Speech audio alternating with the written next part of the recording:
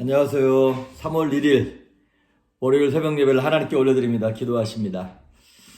날마다 새날을 허락하시는 하나님 감사합니다. 짧은 인생을 사는 동안 하나님이 기억되실 만한 인생으로 살기 위하여 오늘도 우리의 영혼이 주를 사모하오니 말씀하여 주시며 깨닫게 하시고 새 힘과 지혜와 성령의 충만함을 허락하여 주시옵소서. 눈물로 밤을 지새우며 고난 가운데 울부짖고 있는 성도님들이 있습니다. 하나님 기억하여 주시며 하나님 응답하시고 선한 방법으로 속히 역사하여 주시옵소서. 함께 하시길 소망하며 예수님의 이름으로 기도했습니다. 아멘. 예찬송가 406장, 새찬송가 300장, 내 마음이 낙심되며 찬양하십니다. 내 마음이 낙심되며 근심에 눌릴 때 주께서 내게 오사 위로해 주시네. 가는 길 캄캄하고 괴로움 많으라 주께서 함께하며 내 짐을 지시네. 은혜가 내게 족하네. 은혜가 족하네. 이 괴로운 세상 지날 때 은혜가 족하네. 희망이 사라지고 친구 날 버릴 때 주 내게 속삭이며 새 희망 주시네. 싸움이 맹렬하여 두려웠던 때에 승리의 왕이 되신 주 음성 들리네. 내게 족하네. 은혜가 족하네. 이 괴로운 세상 지날 때 은혜가 족하네.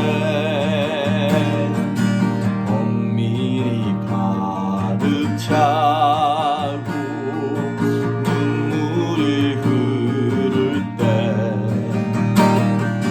주 나의 곁에 오사 위로해 주시네.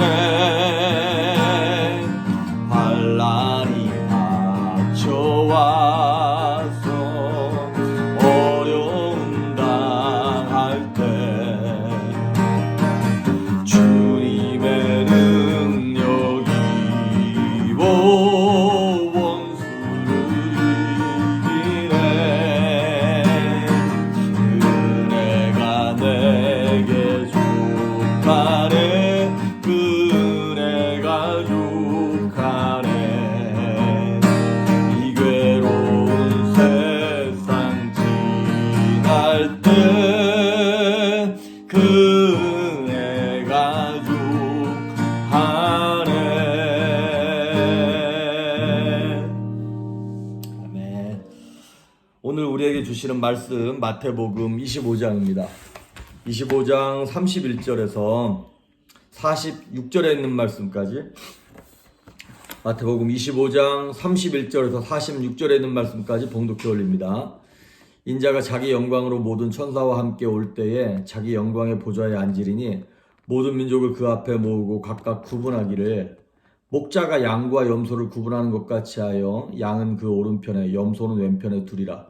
그때 임금이 그 오른편에 있는 자들에게 이르시되 내 아버지께 복받을 자들이여 나와 창세로부터 너희를 위하여 예비된 나라를 상속받으라.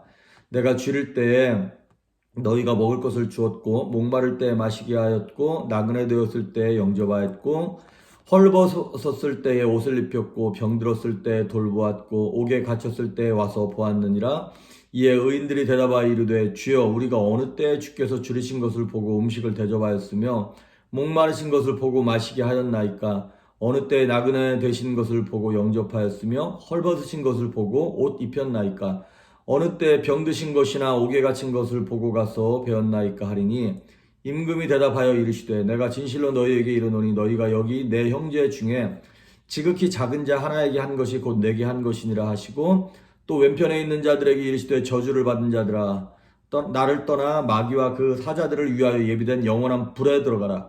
내가 줄일 때 너희가 먹을 것을 주지 아니하였고 목마를 때 마시게 하지 아니하였고 나그네 되었을 때 영접하지 아니하였고 헐벗었을 때 옷 입히지 아니하였고 병들었을 때와 옥에 갇혔을 때 돌보지 아니하였느니라 하시니 그들도 대답하여 이르되 주여 우리가 어느 때에 주께서 줄이신 것이나 목마르신 것이나 나그네 되신 것이나 헐벗으신 것이나 병드신 것이나 옥에 갇히신 것을 보고 공양하지 아니하더이까. 이에 임금이 대답하여 이르시되 내가 진실로 너희에게 이르노니 이 지극히 작은 자 하나에게 하지 아니한 것이 곧 내게 하지 아니한 것이니라 하시리니 그들은 영벌에 의인들은 영생에 들어가리라 하시니라. 아멘.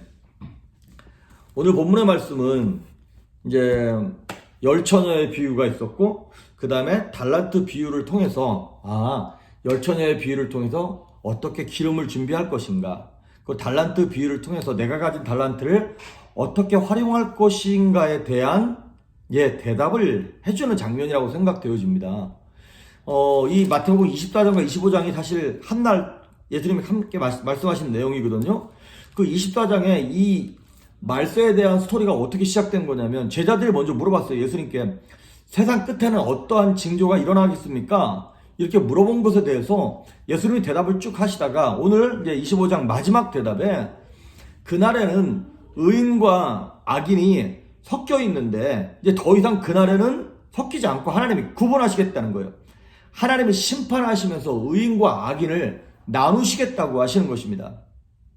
그래서 31절에 보면 인자가 자기 영광으로 모든 천사와 함께 올 때 자기 영광의 보좌에 앉으리니, 이건 인자라고 하는 건 예수님을 얘기하는 거죠. 예수님이 재림하실 때에는 이제 오셔서 보좌에 앉겠다는 거예요. 성경에 보좌에 앉겠다는 얘기는 심판주로 오시겠다는 것입니다. 2000년 전 예수님이 처음 오신 초림 예수님은 구원주로 오셨어요. 그래서 어떻게 해서라도 사랑을 주시려고 낮아지게 오셨고 자기를 내어주시려고 죽으시러 오셨어요. 하지만 다시 오시는 재림 예수님은 더 이상 사랑의 주님으로 오시는 것이 아니라 심판주 공의의 하나님으로 오시는 것입니다. 그러니까 이게 참 감사한 게 순서가 바뀌면 안 되죠. 초림 예수님이 공의의 하나님으로 오셨다. 다 죽어야 돼요. 어느 누구도 살 수 없어요. 근데 다행히 초림 예수님은 사랑의 하나님으로 오셨고 재림 예수님은 공의의 하나님으로 오셔서 우리를 심판하시겠다는 것이에요.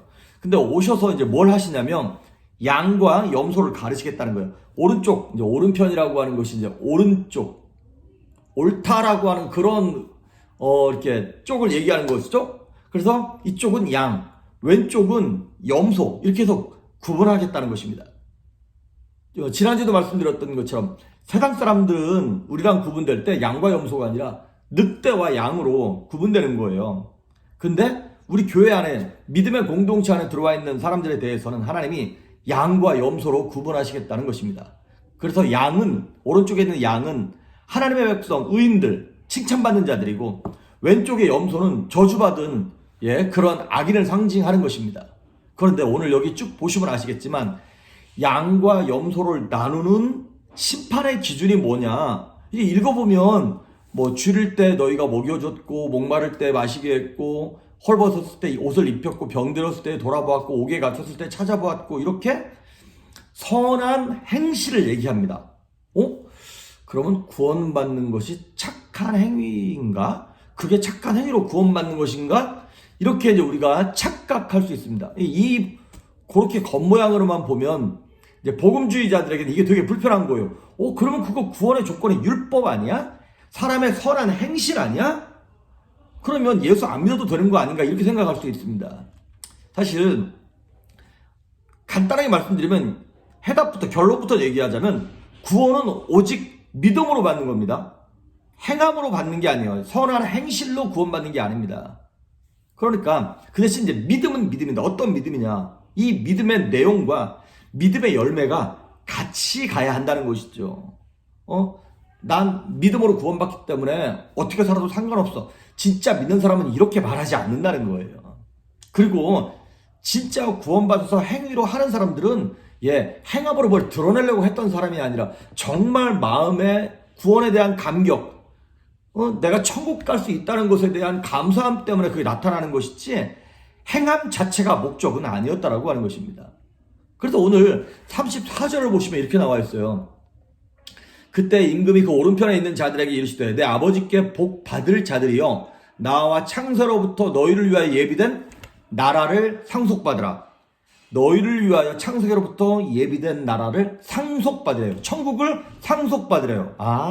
그러니까 구원이라고 하는 개념, 그 구원에 대한 것을 선한 행실을 통해서 우리가 이렇게 받는 게 아니라 상속이 뭐니에요? 유산을 받는 거잖아요. 유산은 누가 받는 거예요? 자녀가 받는 거예요. 구원이라고 하는 것은 내가 믿음으로 하나님의 자녀로 딱 접붙임 되었을 때에 아버지가 자식에게 주는 것을 상속이라고 하는 것입니다.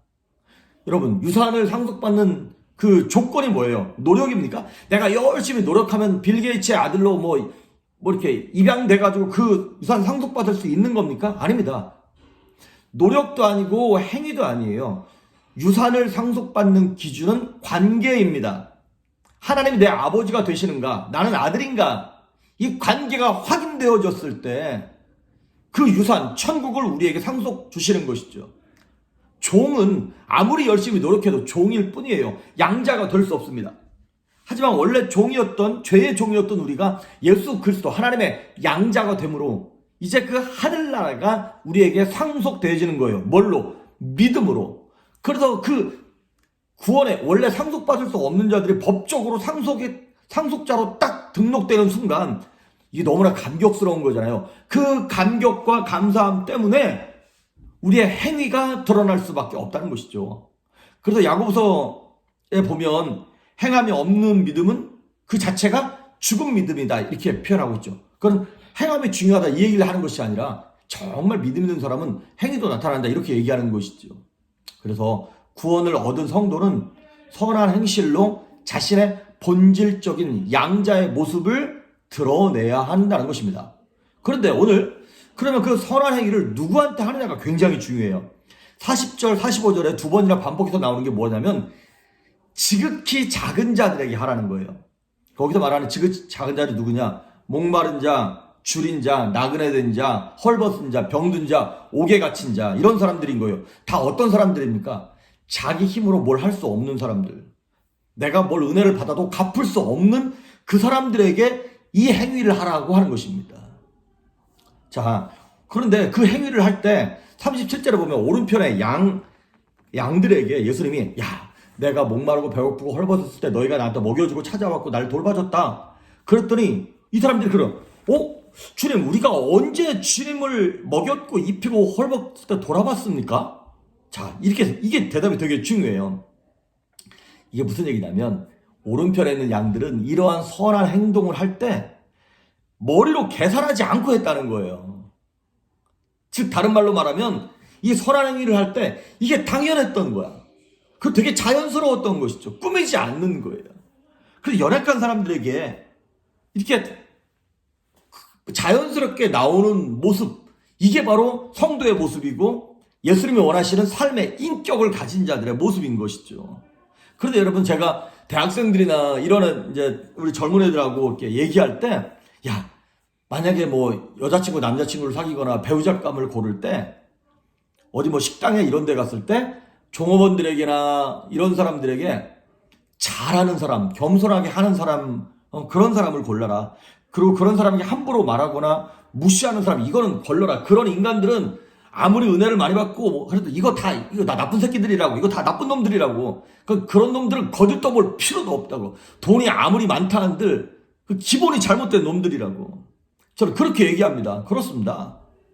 이게 저도 마찬가지. 이게 저도 이렇게 좀 실천하고 싶고 애쓰고 노력하는 부분 중에 하나인데 우리 교회는 돈이 있는 분들도 계시고 없는 분들도 계시고 가정이 화평하고 막 이렇게 뭐 어디 내놔도 부끄럽지 않은 그런 가정도 있고 어디에다 얘기하기 좀 꺼려지고 부부관계가 안 좋고 이혼을 했거나 뭐 이런 어려움 겪는 분들이 계세요. 어찌 보면 교회 안에서 비주류에 속한 분들이 계세요. 제가 이렇게 부족한 게 참 많지만 특히 혼자가 되신 분들이나 어려운 분들, 비주류라고 생각되어지는 그런 분들에게 대할 때는 저는 정말 말 한마디를 해도 그런 분들한테 1대1로 대할 때는 정말 진심으로 대합니다. 예. 오히려 뭐 돈 있는 분들, 우리 교회 뭐 돈 있는 분들도 그렇게 많지 않다. 근데 어쨌든 그런 분들한테는 그냥 뭐 예를 다해서 그냥 간단하게 하지만 정말 이렇게 정말 사랑이 필요하고 한 번이라도 더 손을 잡아줘야 하는 그런 분들에게만큼은 진실로 하려고 애를 쓰는 것 같아요. 왜? 예수님이 그런 사람에게 칭찬하셨거든요. 오른쪽에 있는 양들에게 지극히 작은 자들에게 한 것이 나에게 한 거야 라고 예수님이 그들과 예수님을 동일시하셨기 때문에 그렇습니다. 구약 성경에는 누가 그 지극히 작은 자들이었냐면 고아와 과부들이었고요. 지금은요.